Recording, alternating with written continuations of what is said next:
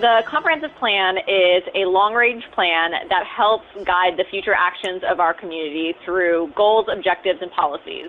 We're learning more about how St. Johns County's comprehensive plan will impact land preservation efforts. Over the past 2 years, the county has worked with the consultants to review our current comprehensive plan and also gather community feedback about what is important to our residents. Matanzas Riverkeeper Jen Lumberg says the comprehensive plan currently under consideration protects environmentally sensitive land. The county decided that the development area boundary on the future land use map isn't going to get expanded. And so what that means is our comprehensive plan currently promotes development within the development area boundary, and it discourages development outside of the development area boundary. And what this does is it promotes compact development patterns where infrastructure already exists. But Lumberg says the comprehensive plan also creates a challenge. Language was adopted that directs the county to develop and implement a dedicated funding source to support the acquisition, management, and protection of conservation lands.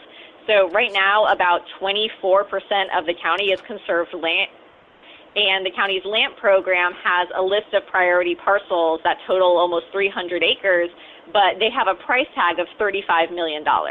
And unfortunately, the LAMP fund only has $3.5 million in it right now.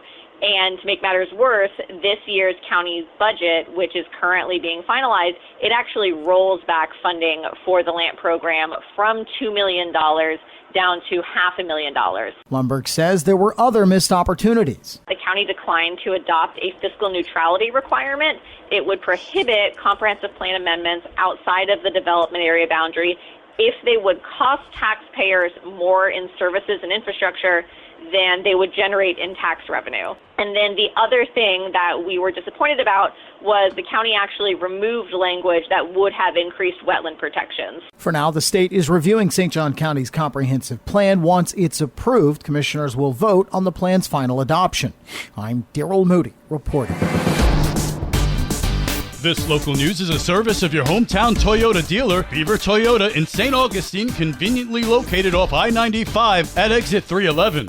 The One Big Beautiful Bill really is probably the most impactful legislation I've seen since I've been in Congress. Congressman John Rutherford tells Liz Ryan why he stands behind the president's bill. While some worry it will increase the national debt, and critics say it will deepen inequality and benefit the rich, Rutherford says it will bring massive tax cuts that the working class needs. No tax on tips, no tax on overtime. Dems voted against that. Dems voted against 88% of seniors paying no taxes on their Social Security. It's almost unbelievable. What about fears that Medicaid benefits will be taken away from those who need it? This bill simply goes after waste, fraud, and abuse. When you look at, Elizabeth, the fact that CMS found 1.2 million people on Medicaid and the Children's Health Insurance Plan, CHIP, and there were 1.2 million people who were in 2 or more states receiving benefits. They're double dippers. They also found 1.6 million people on Medicaid and on the Obamacare insurance. So they were double dippers. The estimate cost is about $14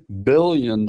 There's a lot of waste, fraud, and abuse. Tomorrow, the congressman's thoughts on the Rescission Act. For St. Augustine's Local Morning News, I'm Liz Ryan.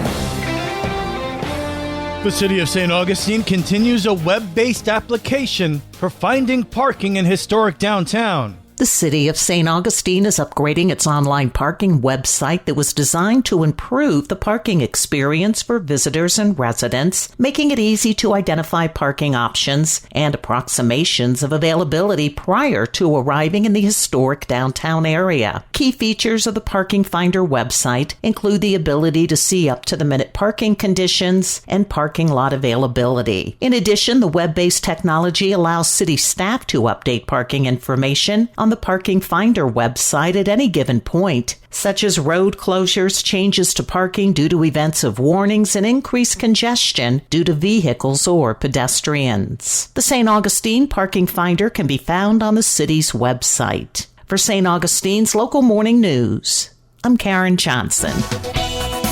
And now you're up to date with St. Augustine's Local Morning News. I'm Rich Carroll.